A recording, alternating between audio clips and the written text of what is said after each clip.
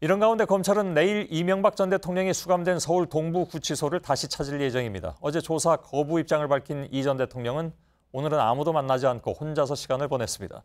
구치소 앞을 잠깐 연결하겠습니다. 박민규 기자, 오늘은 변호인단도 이 전 대통령을 찾지 않은 건가요? 네, 강훈 변호사 등 이명박 전 대통령의 변호인단 오늘 오전과 오후 모두 이곳 서울 동부구치소에서 모습을 볼 수 없었습니다. 대신 내일 아침에 오전 9시 반에 이 전 대통령을 접견할 계획이라고 밝혔는데요. 검찰은 변호인단을 통해서 이 전 대통령을 설득해달라고, 그러니까 조사를 좀 받아달라고 말을 전해달라고 요청을 한 상태입니다. 변호인단은 기존의 혐의 내용 등을 검토하면서 검찰과 이 전 대통령 양측의 입장 차이를 좁힐 만한 방법을 고심한 것으로 보입니다. 예. 검찰이 내일 다시 구치소를 직접 찾아서 설득을 시도한다고 하는데 잘 안 될 것 같긴 하군요.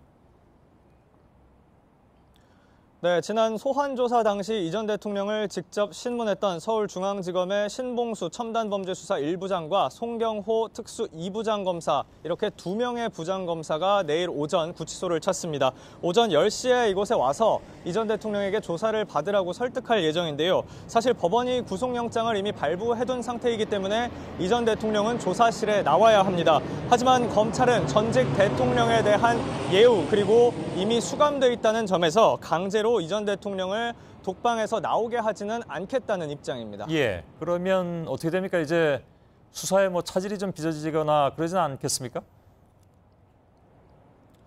예, 내일 만약에 이 전 대통령이 입장을 바꿔서 답변을 한다면 조사가 제대로 진행이 되겠지만요. 그렇지 않더라도 검찰은 이 전 대통령 본인 진술이 없이도 추가 수사에는 문제가 없다는 입장입니다. 다만 중요한 사건이고 국민적 관심사가 큰 만큼 이 전 대통령이 변호인의 조력을 받아서 자신의 입장을 충분히 소명할 수 있도록 최선을 다하겠다라고 검찰 관계자는 설명을 했습니다. 검찰은 구속 후에도 관련자 등을 불러 조사하는 등 혐의를 입증할 수 있는 객관적인 증거를 수집하고 있다고 합니다.